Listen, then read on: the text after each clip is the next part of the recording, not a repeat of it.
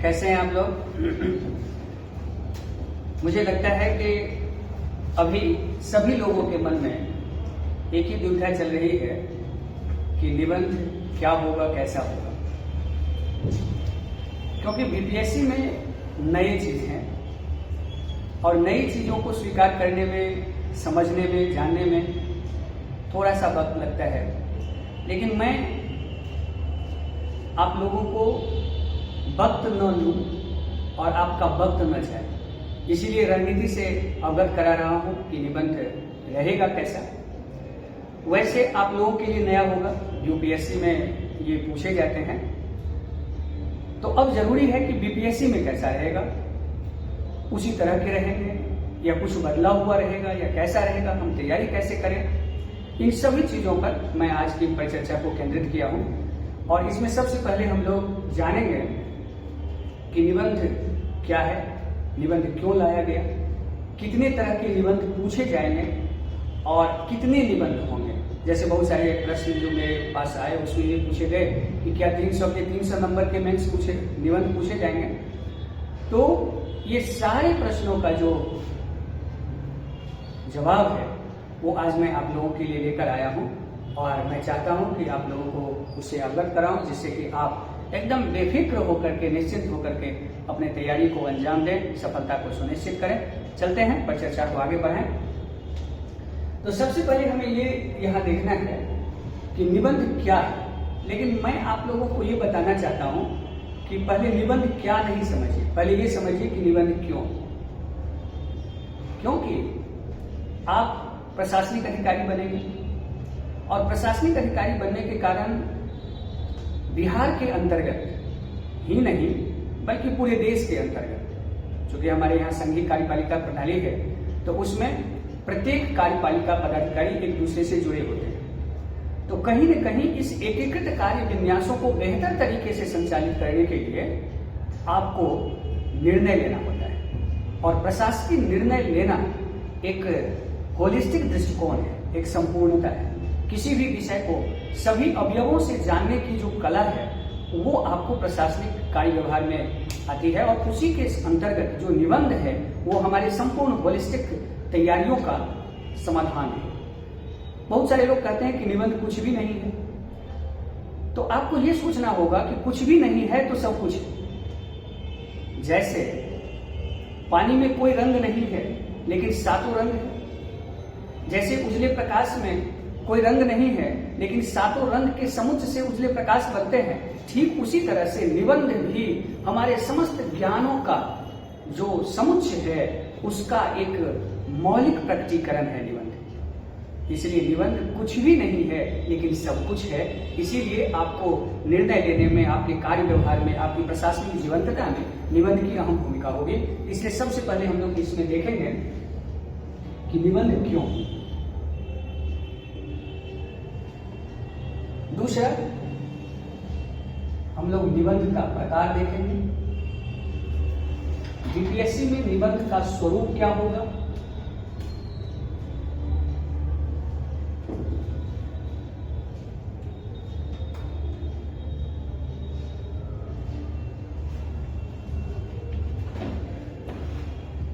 तो सबसे पहले शुरुआत मैं मानता हूं कि सारे आप लोगों का ध्यान है कि सर कितना जल्दी हमें ये बता दे, लेकिन हर चीज जानने का एक समय होता है।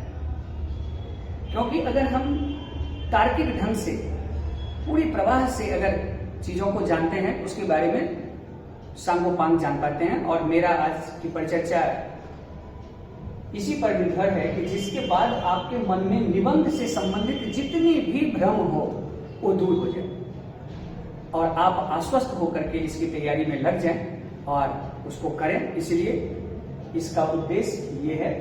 तो सबसे पहले निबंध में क्यों यूपीएससी ने इसे क्यों लाया, या कि सभी यूपीएससी में भी इसे है, लंबे समय से है ये, तो क्यों है? तो इसका पहला उद्देश्य जो होता है वो होता है अभ्यर्थी का विश्लेषणात्मक क्षमता का मूल्यांकन करना।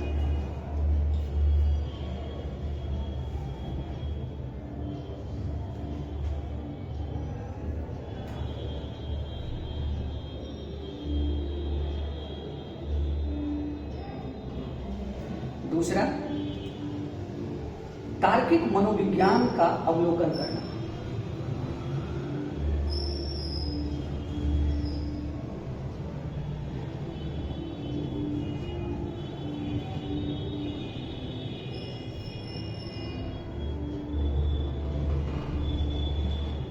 चौथा, सूक्ष्म और स्थूल ज्ञानों का समन्वय।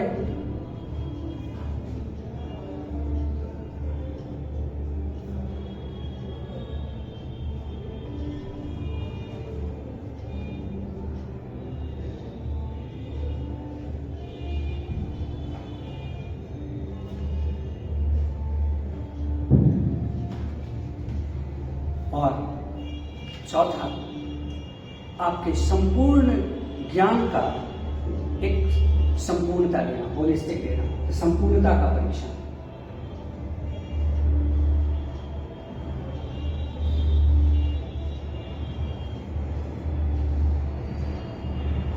अब यहां पर सवाल है कि जब आप अधिकारी बनते हैं तो आपका काम क्या होता है? क्या किसी विषय वस्तु को पढ़ाना या काम करना? नहीं, आपका काम होता है समस्या का समाधान बनना। समाज में जितनी भी समस्याएं हैं उसका समाधान बनना, ये अधिकारी का मूल काम है। और वैसे भी कहा जाता है कि अगर आप समस्या का समाधान नहीं है तो स्वयं में समस्या है। इसीलिए हमारे अधिकारी समस्या का समाधान बन पाए, इसके लिए उनके अंदर में मौलिकता हो, वो स्वयं से निर्णय ले सके, संवेदनशीलता हो, तार्किकता हो, बुद्धिमत्ता हो। और इसी की परीक्षण के लिए निबंध की आवश्यकता महसूस होती है हर एग्जाम में। और यही कारण है कि बीपीएससी या यूपीएससी, बीपीएससी तो अब लाई है, यूपीएससी बहुत पहले से निबंध अपने पास रखी है, जिसका मूल कारण यही है कि आपके अंदर में उन तमाम मौलिक गुणों का विकास करना, जिससे कि प्रशासनिक कार्य व्यवहार में आप समस्या नहीं समाधान बन सके। अब चलें तो क्यों लाया, ये आप समझ में आ गए। अब दूसरा सवाल है कि जनरली जो आपकी जानने की इच्छा होगी कि आखिर निबंध है क्या। तो निबंध क्या है, इसके जानने से पहले मैं थोड़ा सा आपको ये बता दूं कि आखिर बीपीएससी में निबंध किस प्रकार की होती है। तो जैसा कि आपको पता है कि 300 नंबर के निबंध होंगे। अब ये 300 अंक का निबंध स्वाभाविक रूप में है कि ये 300 नंबर का एक निबंध तो होगा नहीं। तो ये निबंध जो होंगे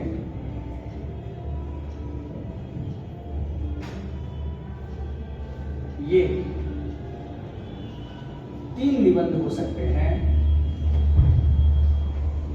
या 4 निबंध हो सकते हैं, लेकिन मेरा अपना अनुमान है कि आपसे 3 निबंध लिखाया जाएगा, क्योंकि यूपीएससी 2 निबंध लिखाते हैं। आपको 3 घंटे में 2 निबंध लिखना होता है।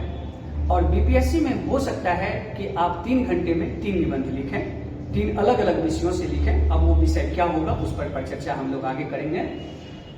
तो यहां पर आपके पास 3 निबंध होगा, जो प्रत्येक निबंध 100 नंबर के हो सकते हैं और 100 अलग अलग विषय वस्तु से हो सकते हैं। हो सकता है इस निबंध का भी section A, section B, section C बने रहे और उस section A, section B, section C से आपको एक एक निबंध लिखना पड़ेगा। उसमें आप मूर्त और अमूर्त सभी प्रकार के निबंध लिखेंगे।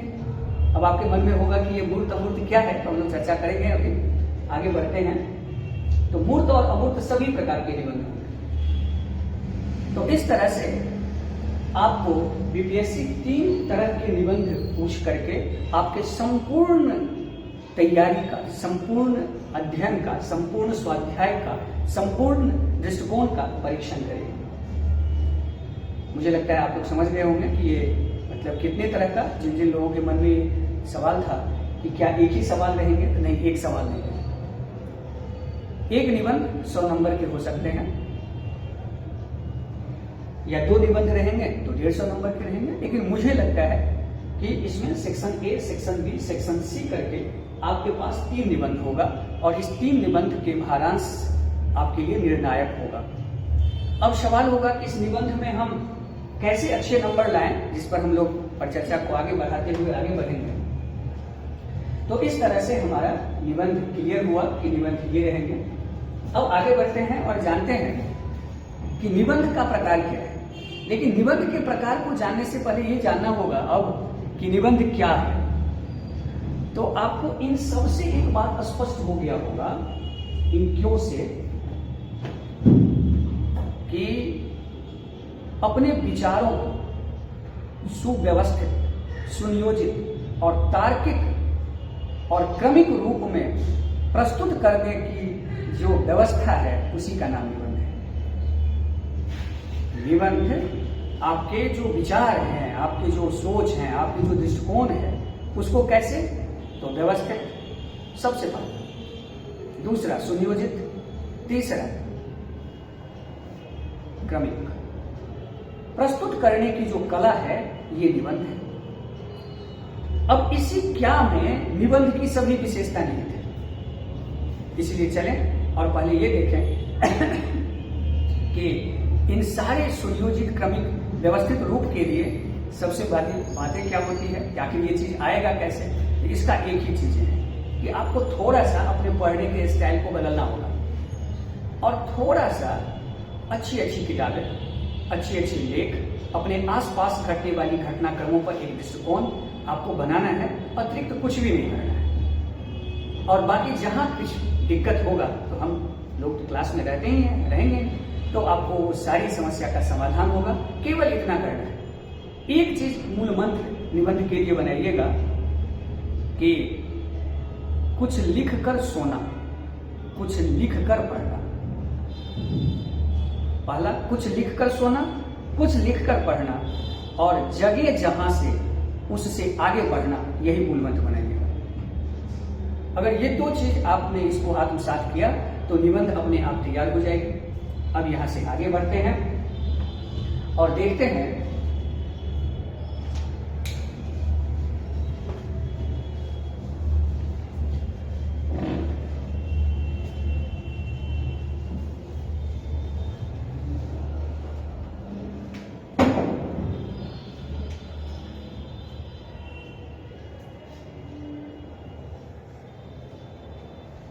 आपको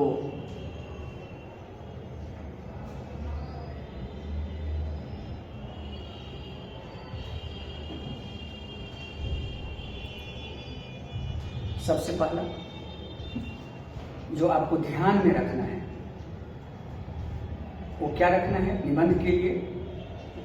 तो पहला ध्यान में रखना है कि आपको अपने विषय से भटकना नहीं है, मतलब विषय से जुड़ा रहना।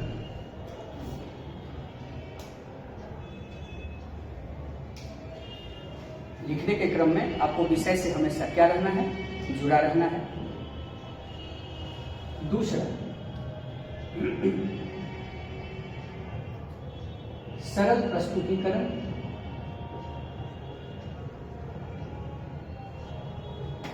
तीसरा,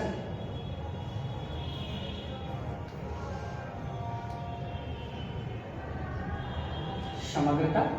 और चौथा, संक्षेप। बातों को विशालता में नहीं, बातों को कैसे कहना है एकदम बड़ा ही सलीके से। ये 4 चीज आपको निबंध के लिए ध्यान में रखना है। कहा जाता है कि अगर आप निबंध लिख रहे हो लेकिन अगर विषय से भटक जा रहे हो तो अच्छा निबंध नहीं होता है। कई बार क्या होता है कि हम निबंध लिखते लिखते कुछ और चीज लिखने लगते हैं। तो आपको हमेशा इस बात का अभ्यास करना है अभी से कि जब भी हम लिखें तो विषयगत रहें, विषय पर केंद्रित रहें, एकदम पूरी तरह से विषय से हटे नहीं। दूसरा, प्रस्तुतिकरण सरल होना चाहिए।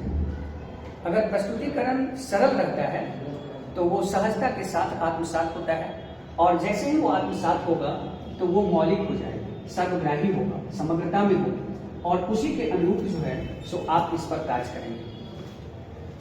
अब यहां जब इन सब से आप आगे बढ़ेंगे तो फिर सवाल होगा कि आखिर हम अच्छी निबंध को ये तो हो गया कि इस चीज को हमें ध्यान में रखना है। निबंध लिखते वक्त जो आपको ध्यान में रखना है, ये 3 बातें ध्यान में रखना है, ये 4 बातें। अब यह सवाल है कि हमारा अच्छा निबंध किन किन बातों पर निर्भर करता है, निबंध की क्या विशेषता होनी चाहिए। कि निबंध में सबसे पहला प्रवाह, एक फ्लो होना चाहिए। क्योंकि निबंध विचार का है, विचार का प्रवाह है, और विचार में जब तक लयबद्धता नहीं होगी तो विचार तार्किक नहीं होगा। इसलिए पहला जो ध्यान रखना है कि निबंध आपकी प्रवाह में हो। दूसरा, संतुलित हो, ये संतुलित रूप में आपको निबंध लिखना है, ये अच्छी चीजें हैं। दूसरा, विषय के में आपकी विस्तृत अप्रोच हो,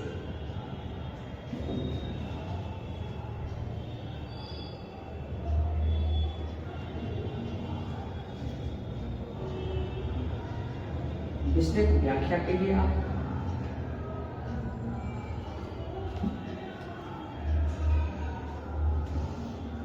ठीक है। अब यहां पर क्या हो कि आपका भूमिका और निष्कर्ष संतुलित हो।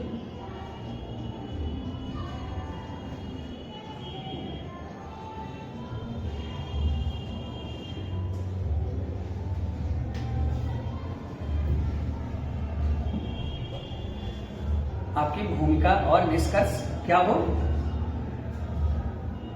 संतुलित हो। इसके अलावा अब चूंकि हम विचारों का प्रवाह है,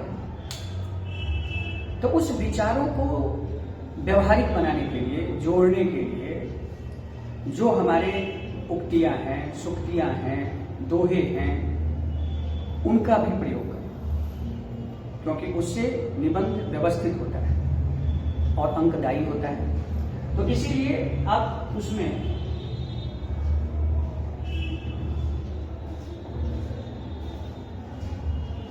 उक्तियों, प्रसंगों का वर्णन विषय के अनुरूप, ऐसा नहीं कि लगे कि आप कहीं से उठाए हैं और ला करके रख दिए। ये दिख रहे हैं, कोई दिक्कत तो नहीं हो रही है। तो ये सारी चीजें हैं। अब यहां पर इसके अलावा निबंध अच्छा एक बात पर और निर्भर करेगा, वो आपका विषय का चुनाव।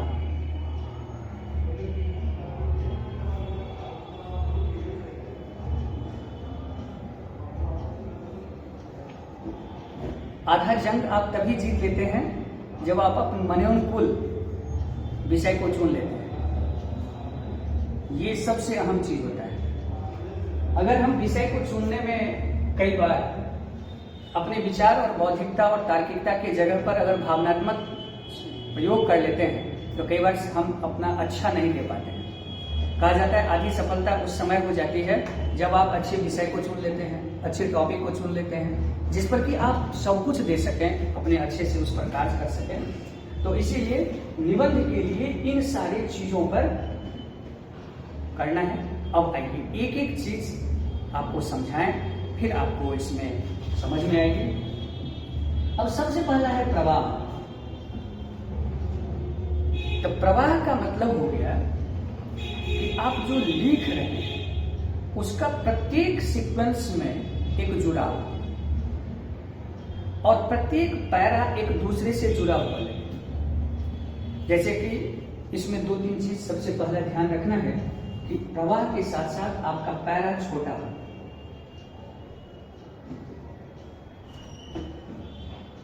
आप ध्यान रखिए कि हम एक पेज में कम से कम 2 से 3 पैरा में ही उसको कवर करें, अगर पेज के हिसाब से ले तो छोटा पैरा लिखेंगे और तो प्रवाह रहेगा। दूसरा, पहले पैरा और दूसरे पैरा के बीच में जुड़ाव लगे। ऐसा नहीं लगे कि पहले पैरा को और दूसरे पैरा के बीच में कोई सामंजस्य है ही नहीं, जैसे वो लगे कि बीच में कहीं से आकर के बैठे हैं। जैसे कि अभी मान लीजिए कि आप लोग इतने सारे लोग बैठे हैं और बीच में कोई आकर के बैठ जाए, तो ठीक उसी तरह से आप क्या करिए कि अपने बीच के पैरा, दोनों पैरा को संतुलन, मतलब जहां आप पहले पैरा में विषय वस्तु को खत्म कर रहे हैं, उसी से क्रमबद्ध रिलेटेड विषय को दूसरे पैरा से स्टार्ट करें, जिससे कि प्रवाह आपकी क्या होगी, बनी रहेगी।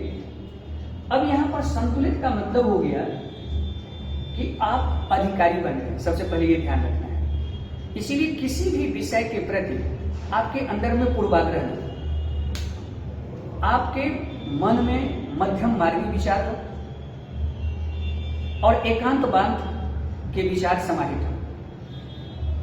सभी जगहों से सभी चीजों को लेने की क्षमता आपके अंदर हो। अगर हम अपने ज्ञान को, बुद्धि को, समझ को केवल किसी खास चीजों से जोड़कर अगर रखते हैं तो उसमें प्रवाह और जीवंतता नहीं आती।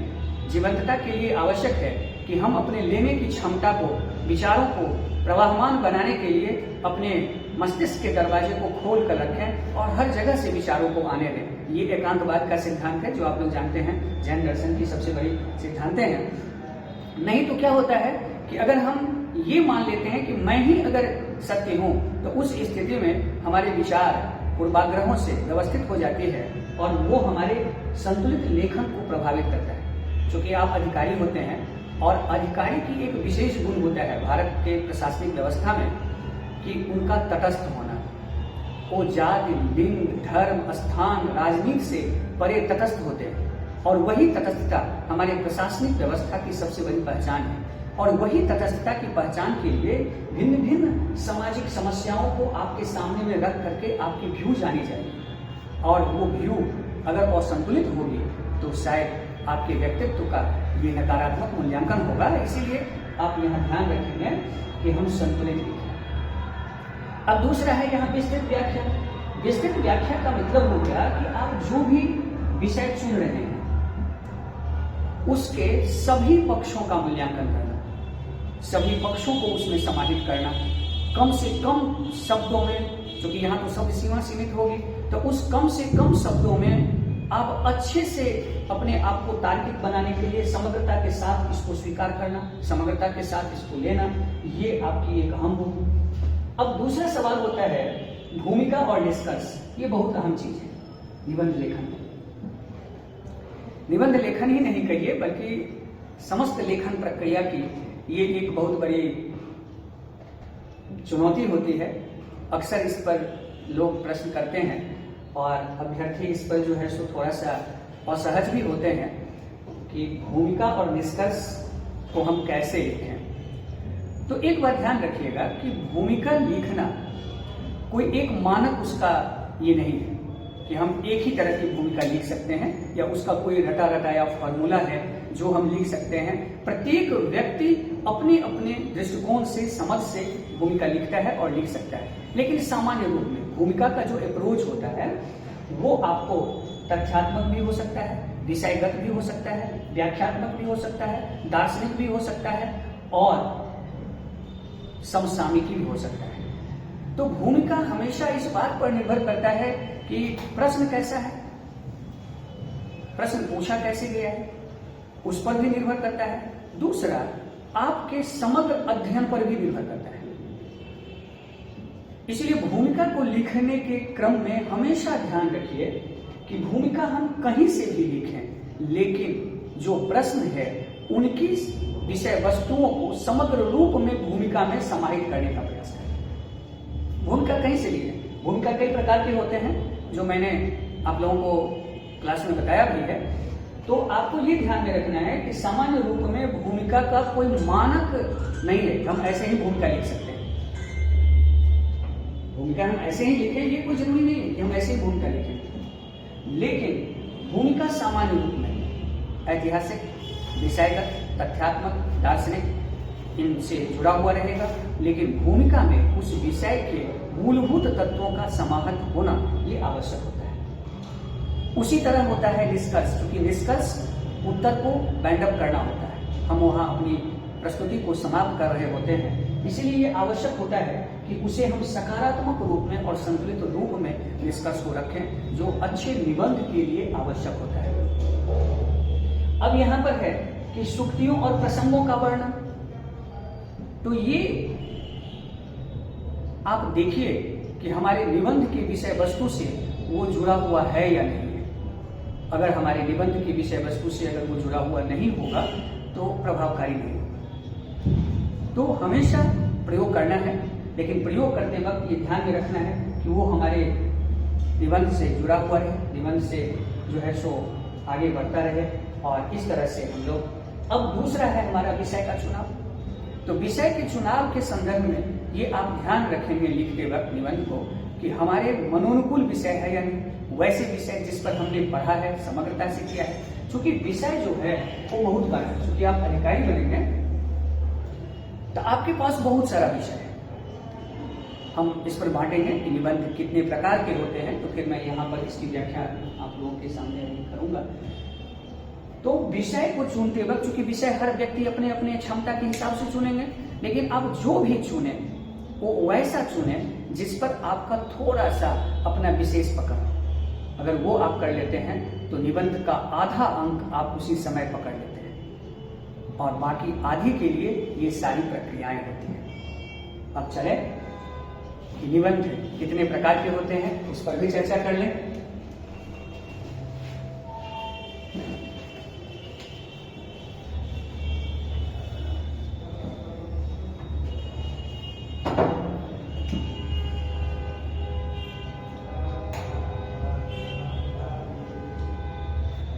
तो निबंध की सामान्य रूप में दो प्रकार होता है, वैसे बदलते हुए स्थिति में। एक अमूर्त और दूसरा मूर्त।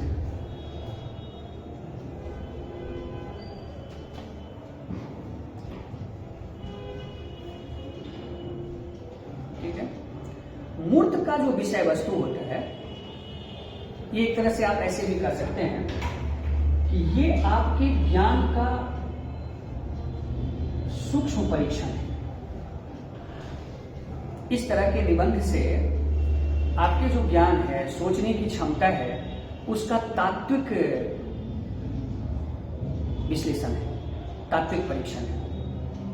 क्योंकि प्रत्येक विषय का दो गुण होता है, एक तत्व ज्ञान और एक भौतिक ज्ञान, एक स्थूल ज्ञान, एक सूक्ष्म ज्ञान। जो मूर्त ज्ञान होता है वो सामान्यतः सब लोग देख रहे होते हैं, लेकिन जो सूक्ष्म ज्ञान होता है वो अधिकारी लोग देखते हैं। इसीलिए आने वाले समय में आपको देश का, दुनिया का और बिहार का बड़ा निर्णय लेना है। इसके लिए विषय वस्तु का तात्विक ज्ञान होना आवश्यक है। तो इसीलिए तात्विक ज्ञान, यहां सूक्ष्म ज्ञान का संबंध है। इससे क्या संबंध है ये सीधे। अब यहां पर मूर्त ज्ञान में क्या क्या आएगा, तो मूर्त ज्ञान का मतलब हो गया समकालीन, समसामयिकी, जो आप देख रहे हैं। एक तरह से आप इसको याद रख लीजिए कि सामयिक। अब इस सामयिक घटनाक्रम में क्या सब आपके आसपास घटेगा, तो इसमें आपके पास में घटेगा सभी प्रकार की घटनाएं, आर्थिक, सामाजिक, भौगोलिक, राजनीतिक,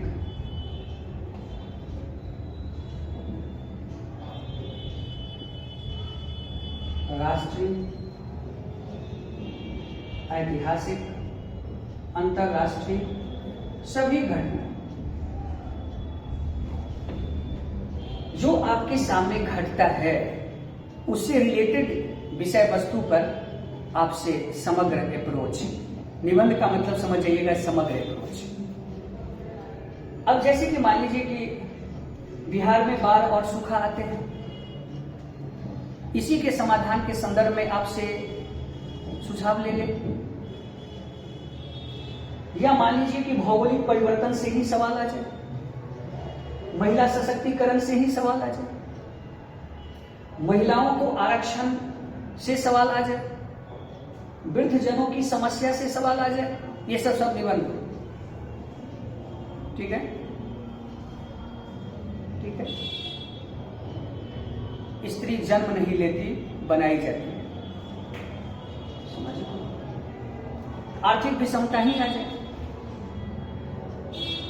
कोई दिक्कत। राजनीतिक संबंध में आ जाए, जातीय जनगणना बिहार की आवश्यकता है, अब आपका निबंध है। तो यहां पर विषय वो आते हैं जो हमारे समकालीन समय में घट रहे होते हैं, उससे जुड़ा हुआ जो टॉपिक होगा वो चीजें हैं, उससे जो हमारी तैयारी होगी ये चीजें। और जहां ये अमूर्त है तो ये एक तरह से दार्शनिक हो जाता है, सूक्ष्म हो जाता है। तो इस दार्शनिक में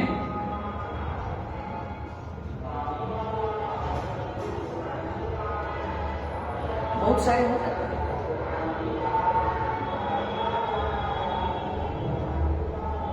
हम अपने जीवन में या सामने में, समाज में जो भी बदलाव देखना चाहते हैं वो स्वयं में देखें।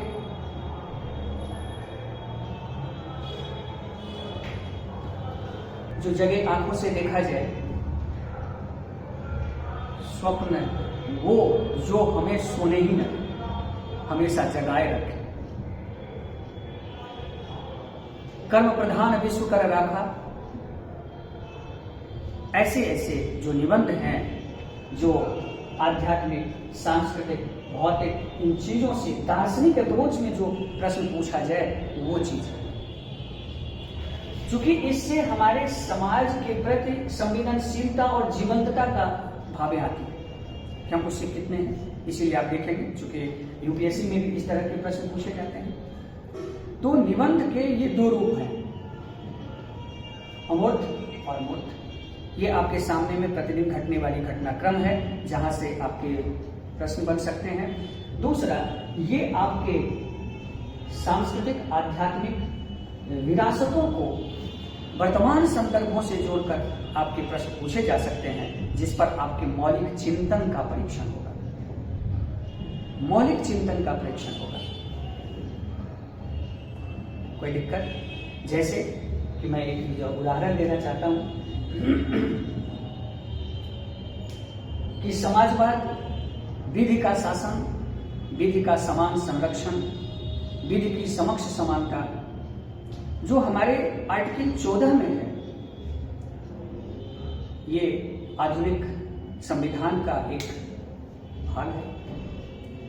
लेकिन इसी समाजवाद को, इसी न्याय को, इसी व्यवस्था को बड़ा सुंदर ढंग से एक ही लाइन में, एक ही दोहे में बाबा तुलसी वर्णन किए हैं कि राजा कैसा होना चाहिए, घर की मुखिया कैसा होना चाहिए, परिवार की हेड कैसा होना चाहिए, संस्था की हेड कैसी होनी चाहिए। तो मुखिया मुखसन चाहिए, खान पान 101। मुखिया को मुख के समान होना चाहिए, जहां पर खाना पीना सब एक हो, लालन पालन सब करे एक समान विवेक। यह विवेक का मतलब हो गया रेशनलिटी, डिस्ट्रीब्यूशन। यही है हमारे आधुनिक संविधान की समता और समानता। यही है हमारा आर्टिकल 14 जो कहता है विधि का शासन, विधि की समक्ष समानता, विधि का समान संरक्षण। तो आपको यहां पर इन सारे चीजों को इस रूप में समझना है। तो ये यहां पर उच्च कोटि की मौलिकता की और ये उच्च कोटि की तार्किकता की, ये आपकी सजगता का परीक्षण है और ये आपका चिंतन का परीक्षण है। इसीलिए निबंध लिखने के लिए दो चीजें, पहला पढ़ना और दूसरा चिंतन करना। पढ़ने से सूचना आएगी, चिंतन से उसका प्रसंस्करण होगा, चिंतन से वो मूल्यवान बनेगा। इसीलिए और उसके लिए क्या करना है? संवाद, उसके लिए ग्रुप डिस्कशन, उसके लिए क्लास, उसके लिए अच्छे जो है सो परिचर्चा। क्यों? हमारा उपनिषद कहता है कि वाद विवादा जयते तत्व वेदा। वाद विवाद से तत्व ज्ञान की प्राप्ति होती है, और उस तत्व ज्ञान को प्राप्त करने के लिए आपको क्या करना होगा? थोड़ा सा यहां से सूचना और प्लस चिंतन बराबर विचार, प्रस्तुतिकरण बराबर निबंध। कुछ नहीं, कोई दिक्कत? तो इस तरह से निबंध के कितने विषय हो सकते हैं अब तो समझ में आ गया।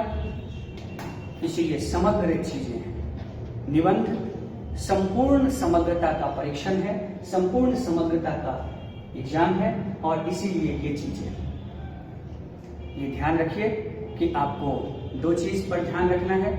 पहला कि सूचना लेना है, हर जगह पर नजर रखनी है, उस पर मौलिक चिंतन रखना है, उस पर मौलिक वाद विवाद पर चर्चा करनी है, और सबसे बड़ा चीजें हैं कि उस पर एक सम्यक दृष्टिकोण बनेगी, उसे हमें लाना है, और इस तरह से हम इसमें अच्छे अंक ला सकते हैं।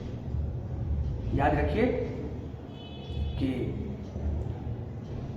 प्रयास हम कुछ भी करें, लेकिन अगर ईमानदारी से करें तो वो बहुत कुछ हो जाता है। अगर तबीयत से हम अच्छा काम करें तो बेहतर प्रयास आ सकता है। इसीलिए तो विद्वान लोग कहा करते हैं कि कौन कहता है कि आसमां में सुरंग नहीं हो सकती, केवल एक पत्थर तबीयत से उछालने की आवश्यकता होती है। तो आप लोग उछालिए, और उस उछालने में हम आपकी मदद करेंगे। जहां कहीं भी आपको दिक्कत होगा, हम आपके साथ हैं। मुझे लगता है कि इतनी सारी परिचर्चा से आपका बहुत सारा प्रश्न का समाधान हुआ होगा। जो भी भ्रम है आप लोग प्रश्न करेंगे, बोलेंगे, पूछेंगे, और निबंध से डरना नहीं है। ये एक अच्छी प्रक्रिया है, आपके पढ़ाई को, आपकी सोच को, दायरा को संपूर्णता प्रदान करेगा।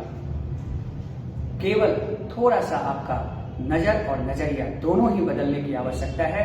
जा दृष्टि ता सृष्टि, इस पर ध्यान रखिएगा कि जैसी नजर वैसी ही व्यवस्था। आप वहां बदलेंगे, ऑटोमेटिक अपने